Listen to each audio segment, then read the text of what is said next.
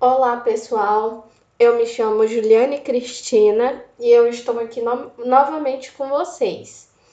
Nessa semana eu estarei ministrando a aula de conotação, denotação e semântica. Antes de tudo, quero esclarecer que isso aqui não cai exatamente e nem diretamente no Enem em questões. Mas é importante vocês saberem porque vocês vão precisar disso para a redação, vocês vão precisar disso para resolver outras questões e nas interpretações de texto. Então foi por isso que optamos em colocar esse tópico na lista de português de vocês, no caso. Ok, vamos dar início. Essa aula vai ser bem leve, então ela não vai ter tantos minutos como teve a outra, porque não é uma aula tão pesada e também não tem tanta coisa, tanta informação para passar para vocês, ok? Ok. Sentido conotativo. Já vou pegar minha caneta aqui, certo? Caneta. Sentido conotativo. A gente sabe que existe aquele sentido conotativo e o sentido denotativo. O sentido conotativo sempre vai se referir ao sentido figurado de uma expressão, vai ser subjetivo e vai ser só uma forma de expressão. Geralmente a gente vê isso na literatura, né? Que traz esses sentidos figurados e que transforma uma coisa ou algo que não tem muito a ver com o sentido literal daquilo. Por exemplo, aqui, você é meu porto. Difícil alguém ser. Aqui, claramente está no sentido figurado, porque porto geralmente é aquele lugar em que a gente estaciona os nossos barcos. Quando eu for rica, eu vou estacionar o meu. Então, assim, estacionar, gente, eu não sei como é que é essas coisas não. Mas, assim, o porto é onde tem os barcos e tudo mais. É um sentido que eu trouxe para cá, que no caso é o sentido denotativo, mas aqui não está sendo empregado no sentido literal. Aqui está falando que você é meu porto, é onde eu ancoro todas as minhas expectativas em você, alguma coisa assim, sabe? Então, não é, vocês entendem, né? Pense pela sua cabeça, sua anta. Gente, que grosseiro, né? Mas ou a pessoa é um ser humano ou a pessoa é uma anta. Os dois não dá, ok? Então, assim, dá para entender, né? Eu acredito que esses conceitos não vão ser tão difíceis para vocês pegarem, mas se vocês não entenderem de alguma forma, por mais que eu não considere uma coisa tão complicada, mas eu já passei por isso. Então, vocês podem falar comigo, podem perguntar dos monitores também, tá? Porque esse é o lugar mesmo para tirar as dúvidas. Vamos para o sentido denotativo. Quando eu penso em denotativo, não tem como eu não pensar em dicionário. Sempre é o que vai estar no sentido literal, dicionarizado. Ah, professora, mas tem dicionário que também traz o outro sentido. Realmente tem, mas lá tem explicando. Mas geralmente, quando você vai procurar num dicionário o significado de uma palavra, você procura o significado real daquela palavra. E como um bônus que hoje em dia os dicionários estão trazendo, esses possíveis sentidos conotativos, ok? Ok. Então, assim, pensou em denotativo, o Dzinho aqui, ó, também pensa em dicionário. Eu só consigo memorizar assim. Se vocês têm alguma outra tática, pode comentar aí embaixo no vídeo, pode mandar uma mensagem, que é até importante, porque aí eu posso estar trazendo novamente para outras pessoas e se for até mais fácil, fica melhor. Então, assim, o meu jeito de lembrar e diferenciar de conotativo, eu não penso no conotativo, eu sempre penso no oposto. Denotativo, dicionário, dicionário é literal. Automaticamente o conotativo não é o literal, é o figurado. É assim a minha linha de raciocínio, certo? Ok. Eu também trouxe exemplos para que fique mais claro. O navio atracou no porto. Ah, gente, atracar, não é estacionar, não. Mas tá bom. O navio atracou no porto. Esse porto aqui que foi usado lá naquele outro exemplo, ele aqui está no sentido literal, porque realmente é no porto que se atraca um navio. A anta é um mamífero. Realmente, a anta é um mamífero. Então, quando você for pensar aqui na anta, você não vai pensar naquela pessoa, nessa anta aqui que foi colocado. Entende? Você vai pensar naquele animalzinho que é silvestre, né? Então, tem esse diferencial. É o literal, tá aqui grifado. Eu nem sei se vocês conseguem enxergar bem com essa cor, mas as frescurinhas que eu coloquei. Ok, vamos para sinônimos e antônimos, ok? Ok. Os sinônimos são palavras que estão ali no mesmo campo semântico e os antônimos eles são os opostos, entende? Eles podem ser substantivos, adjetivos, verbos, complementos, eles podem ser na morfologia, no caso, eles podem estar em todas essas classes aqui, ok? Mas o que vocês precisam saber sobre o sinônimo e sobre os antônimos é que os antônimos eles são os opostos, as ideias opostas eles estão em campos semânticos diferentes e os sinônimos estão nos mesmos campos semânticos. Eu comecei com o exemplo de antônimos aqui. Aberto e fechado são opostos. Alto e baixo, amor e ódio, ativo e inativo, bem dizer e mal dizer. Vocês conseguem perceber que não tem como ser um e também ser o outro. Ou é um ou é outro, porque eles são opostos, ok? Vamos lá. Temos os sinônimos perfeitos, né? Vamos falar dos sinônimos agora. Temos os sinônimos perfeitos, que os significados são idênticos. Falar um ou outro quer dizer a mesma coisa, não muda a coerência. Lembra da primeira aula que fala sobre o texto como geral? Então, assim, não vai mudar o sentido do texto, não muda a coerência. Para a correção de coerência, continua. Não estou falando que os imperfeitos também não vão continuar, mas eles podem trazer um outro sentido. Vocês conseguem entender, né? Se não conseguir, perguntem, pelo amor de Deus. Ok, léxico, gente, tô. E vocabulário é o mesmo campo semântico e tem significados idênticos. Morrer e falecer. Como que seria possivelmente só um pouquinho ou tá no mesmo campo semântico? Não tem. Morrer, morreu, não respira mais, não vive mais, foi enterrado ou cremado, coisa assim. E falecer também. Tem o mesmo ato. Na prática é a mesma coisa. Após e depois também. Não tem como falar, tipo, que após é um pouco depois e depois é mais depois. Cancela. Cancela essa explicação.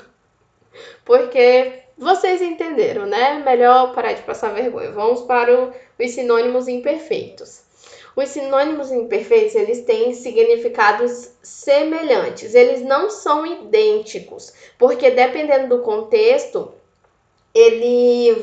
um vai sobressair do outro, entende? Tipo, feliz e alegre. Eles partilham o mesmo campo semântico, mas eles não são idênticos. Tem uma diferença mínima entre feliz e alegre, mas eles ainda assim estão no mesmo campo semântico. Assim como cidade, município, córrego e riacho, ok?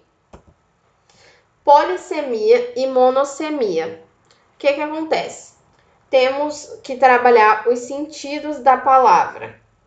E essas palavras, elas podem trazer mais de um sentido, em que vai precisar do contexto, certo? Em que aquilo está sendo inserido. Você sempre vai estar usando da coerência do texto para estar identificando o que você precisa para identificar os exemplos que eu vou trazer agora. É isso. Então vamos por exemplo, para ficar mais prático.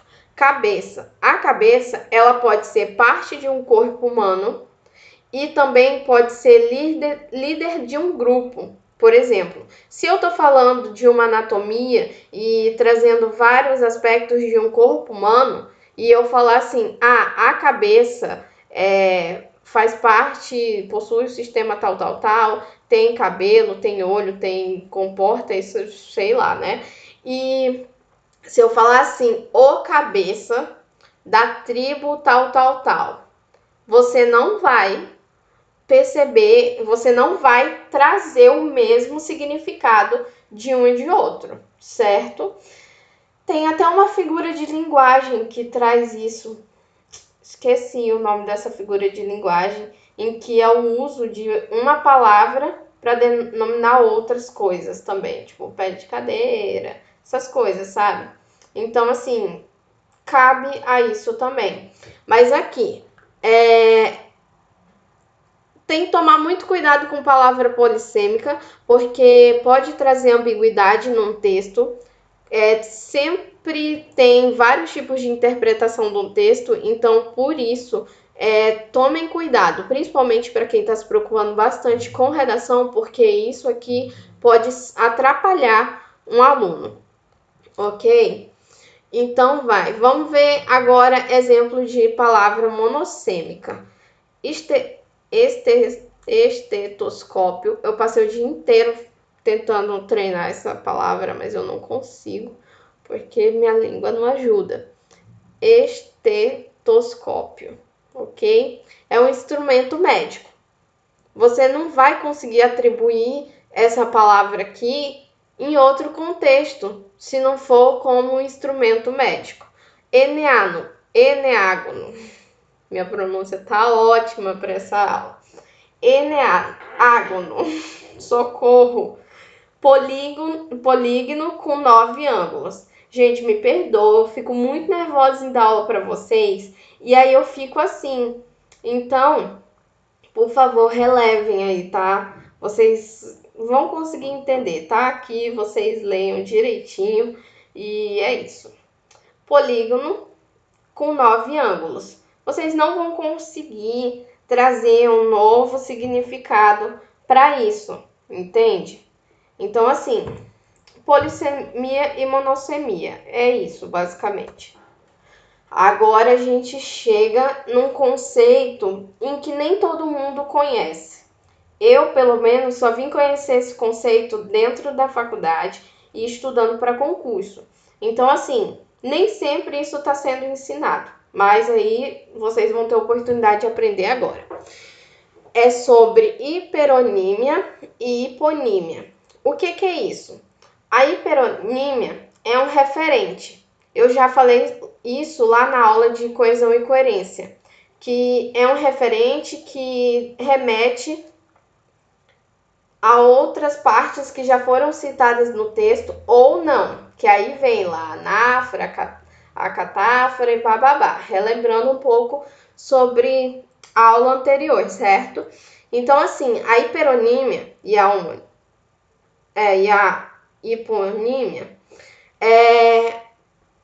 a única diferença delas é porque a hiperonímia está como referente de um todo e a hiponímia é como se fosse o representante de uma parte, de cada item do todo. Como assim, professor? Eu não estou entendendo. Vamos ver se nos exemplos vocês conseguem entender melhor.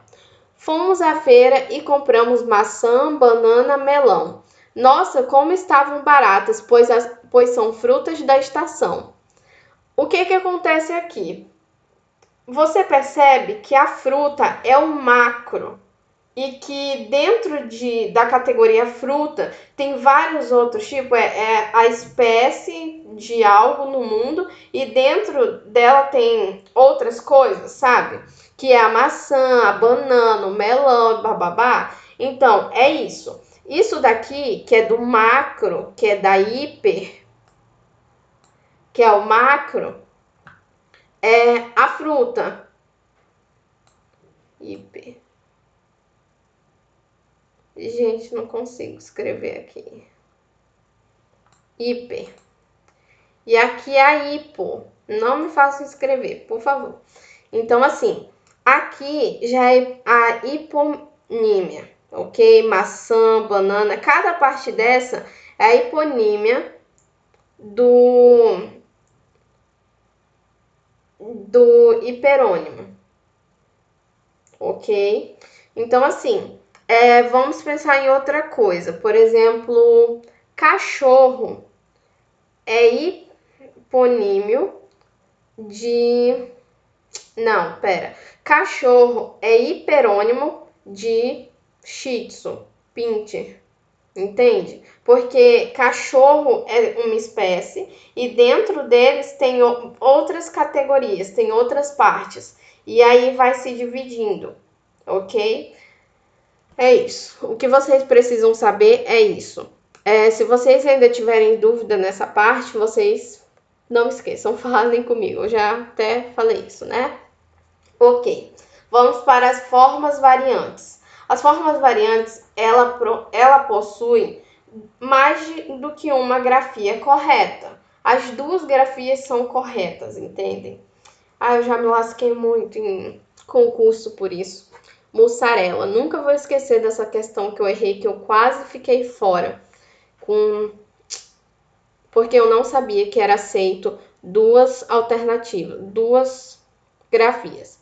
Aqui, ó, abdômen e abdômen, bêbado e bêbedo, embaralhar ou baralhar, enfarte ou infarto, louro e loiro. É até estranho falar louro, porque no meu contexto, na minha fala eu sempre falo loiro, mas tem outras pessoas que falam louro e tá certo. Não, vocês aí, fiscais da língua, não precisam corrigir os coleguinhas, tá? Quando ele fala bêbado, porque ele tá certo. Parece até estranho pra gente que tá nesse sentido aqui de bêbado, é o comum que a gente usa, mas aí quando alguém fala bêbado, causa um estranhamento, mas tá certo. Confiem, tá? Agora tá. Vamos para a homonímia.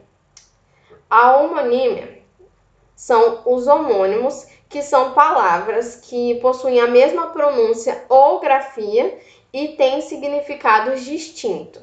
Eles se classificam em homógrafas,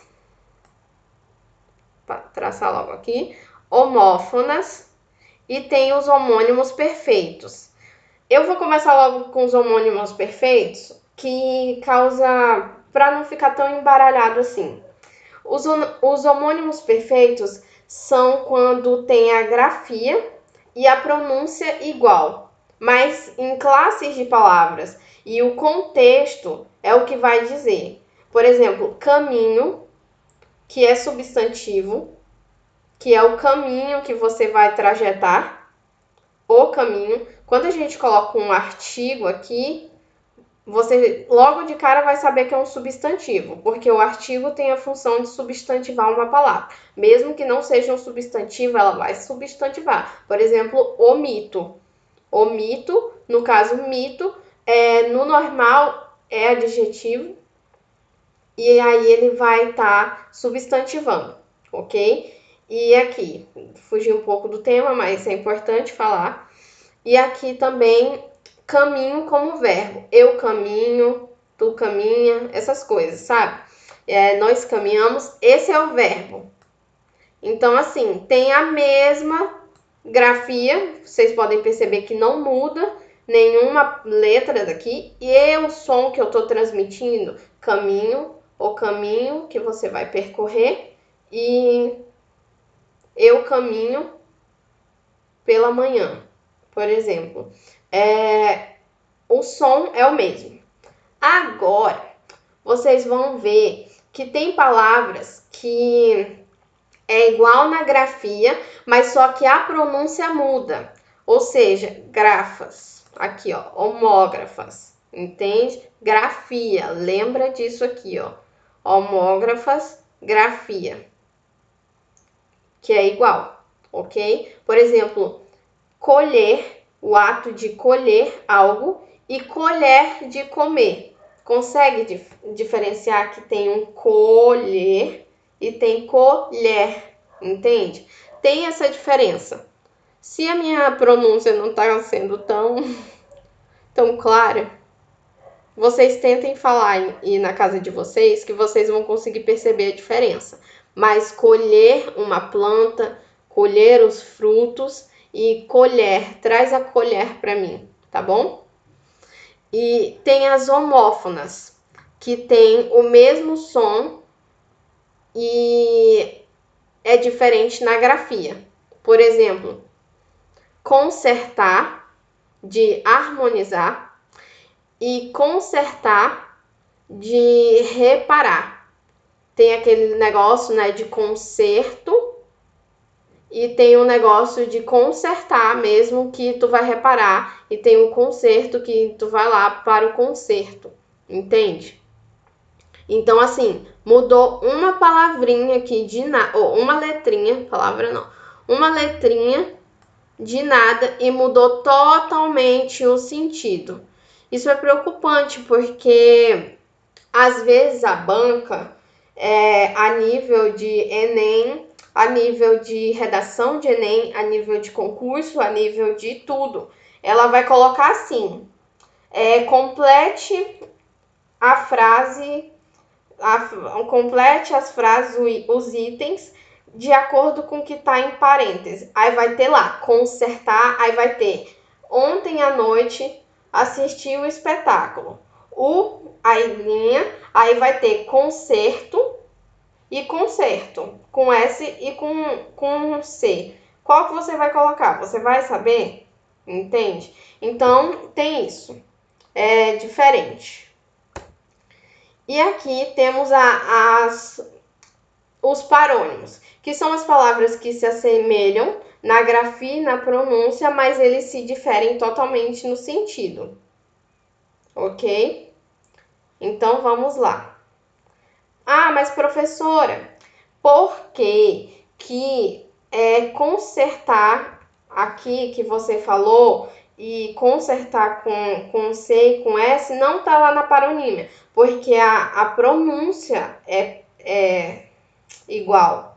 Então, lá é diferente tudo. Vocês perceberam que cada um tem uma parte igual? Aqui é a grafia. E aqui é a pronúncia. E aqui é os dois. É na grafia. Ai, circulei ali. E aqui. É na grafia e na pronúncia. Aqui não. Aqui, além da palavra ser diferente, ela tem a pronúncia diferente. Mas só que é muito próximo. Então, assim, fica difícil você perceber. Eu trouxe pouquíssimos aqui, mas no exemplo tem muito mais, tá? Não se preocupem. Então, assim, absolver, que é perdoar, e absorver, que é aspirar, que é sugar, coisa assim, sabe? Tipo, de absorvente. Tem gente que fala absolvente, ou seja, é um perdoador, seria? Não sei, né? Ai, que horror, preconceito aqui. Mas fiquem atentos, galera, fiquem atentos, que isso daqui é gritante no erro. Por exemplo, comprimento e cumprimento. É mínimo a diferença. É mínimo mesmo, é uma letra aqui. E na pronúncia também, comprimento e cumprimento. O cumprimento é o de extensão e cumprimento é a saudação. Nossa, eu levei muito tempo para aprender isso. Eu só vim aprender isso quando, na época, eu estagiei no... Como é que fala? Na época eu estagiei numa redação da vida e como a gente tinha que redigir os textos lá do órgão, tinha que começar com os nossos cumprimentos. Então, toda vez, até hoje, quando eu quero lembrar se é cumprimento ou cumprimento, em qualquer contexto, eu vou pensar com os nossos cumprimentos, eu estou cumprimentando alguém, é saudação, então cumprimento, a extensão é o que eu posso usar, entende? Eu sempre vou usar de tática, assim, porque realmente é muita coisa na língua portuguesa para a gente estar pensando, então assim, né, gente? Vamos fazer uns macetes aí e se ajudar todo mundo.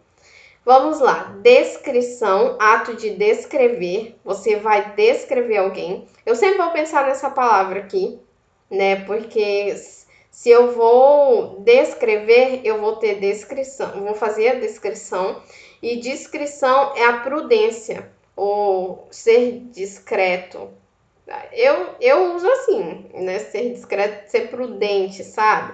É nesse sentido que eu sempre vou, ok? Eu trouxe uma questão. Ai, gente. Ai, meus vizinhos fazendo barulho. Espero que vocês não escutem. Eu trouxe uma questão aqui para vocês, porque realmente, como eu falei no início, esse assunto ele cai muito pouco, mas eu vi que essa questão caiu e que tem muito a ver com o que a gente está estudando agora. Nas conversas diárias, utiliza-se frequentemente a palavra próprio e ela se ajusta a várias situações. Não tem crase porque tá no plural. Gente, tudo que eu tô lendo eu tô analisando, tá? Leia os exemplos de diálogo. A Vera se veste diferente. É mesmo, é que ela tem um estilo próprio. Vou até grifar estilo. Estilo próprio. O que seria esse estilo próprio? Do jeito dela, como ela fala que ela se veste diferente, o que eu vou esperar nas alternativas? Nesse caso aqui eu não fui direto no comando, porque aqui já está falando que vai ser alguma coisa relacionada com esse próprio. Então, assim, eu já, antes de chegar lá nas questões, lá nas alternativas, eu já pego e já faço a minha análise, porque aí a alternativa não me induz a errar. Então, assim, a Vera se veste diferente. Tô querendo falar da vida da Vera. E aí vou falar que ela se veste diferente para não falar que ela se veste feio. Então, o que eu esperaria? O que eu diria para amenizar também, assim, do estilo próprio dela? Não sei. Ela se veste do jeito dela, se veste exótico, de um jeito peculiar, sabe? Do jeito dela, peculiar do jeito dela, sabe? Vamos para o item 2. A Lena já viu esse filme umas dezenas de vezes. Eu não consigo ver o que ela tem, o que ele tem de tão maravilhoso assim. É que ele é próprio para adolescente. Ou seja, se ele é próprio para adolescente, o que ele é? Ele é específico para adolescente, ele é adequado para adolescente, ele serve para adolescente, por isso ela ser tão próxima desse filme. É assim que eu vou trazer esses sentidos, né? Eu sempre vou procurar isso, ok? Tá, Dora, o que eu faço? Ando tão preocupada com o Fabinho, meu filho está impossível. Relaxa, Tânia. É próprio da idade. É próprio da idade. Com o tempo, ele se acomoda. Próprio da idade. É que tá na idade, é dessa idade, entende? Vocês sempre vão procurar assim. Vamos lá para as alternativas. A primeira é sobre a Vera, a bichinha. Como é que é? Adequado? Não vai ser adequado, porque ela não tá querendo falar que ela se veste adequadamente, né? Ela tá falando que é diferente, então não é igual ela. Então não é adequado para ela. Peculiar? Sim, peculiar a gente marcou. Peculiar, a gente falou assim, não, ela se veste de modo peculiar, do jeito próprio dela, né? Conveniente não vai ser, porque a gente já marcou peculiar ali. Adequado de novo, não. E peculiar, aqui. Peculiar também, né? Então, a gente já elimina essa questão. Elimina essa questão. Tá bem retinho, hein? e elimina essa questão. Sempre vai ser assim, a gente sempre vai ficar na dúvida entre duas. Mas calma, toda vez a gente fica entre duas e muitas vezes a gente erra, mas a gente vai dar um chute na cara dessa banca. É dessa vez. Vamos lá. A lenda tal é que ele é próprio para adolescente, ele é específico para adolescente. Vamos ver o que tem aqui. Exclusivo para adolescente? Não, galera, ele não é exclusivo para adolescente. Nem só adolescente pode assistir filme de adolescente. Graças a Deus, porque eu amo High School Music. Imagina, eu com a minha idade que tô muito velha, né? Mas imagina se fosse exclusivo, se eu não pudesse assistir os filmes de adolescentes. Não é exclusivo. Não é isso que quis dizer. Então, ele é adequado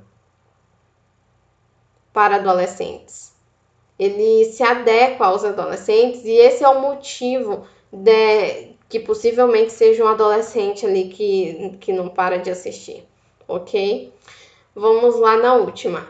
É próprio da idade. A gente já tem a resposta, né? Porque eu eliminaria essa daqui, mas terminaria no mesmo. Então, a única diferença de um para outro é o adequado. Então, a alternativa B. Aí é só marcar, correr pro abraço e é isso, a vaga é sua, né? Bom, a aula hoje foi bem curta, né? Porque é um assunto tranquilo, é um assunto que vocês já estão acostumados a ver e são como é que fala? São assuntos, são coisas que vocês veem no dia a dia, veem sempre no decorrer das séries de vocês, dos anos de vocês, né? Então, não é algo tão difícil. Mas mesmo assim, se você sentiu dificuldade nessa aula de acompanhar essa aula, não tem problema. Você é livre para falar comigo. Eu sempre vou disponibilizar aqui, ó, meu nome completo, a minha graduação. Eu estou no 5º período, tá? O meu Instagram, que está sempre aberto lá para vocês. E tem o meu e-mail para quem não se sentir confortável em mandar direct ou que acha que é muito pessoal, porque eu tenho isso. E como eu prometi, essa semana também tem foto da Liza. A Liza aqui tomou banho e não gostou pelo visto. Mas ela tá uma fofa com essa bandana aqui da Branca de Neve. Eu amo mesmo. E parece que a cara dela não tá boa não, né? Mas confie, ela é uma senhorinha muito boa, ok? Eu agradeço a vocês a essa oportunidade novamente. E semana que vem provavelmente eu não estarei com vocês. E fica pra próxima, ok? Vou aguardá-los novamente aqui, tá bom? Muito obrigada e beijos.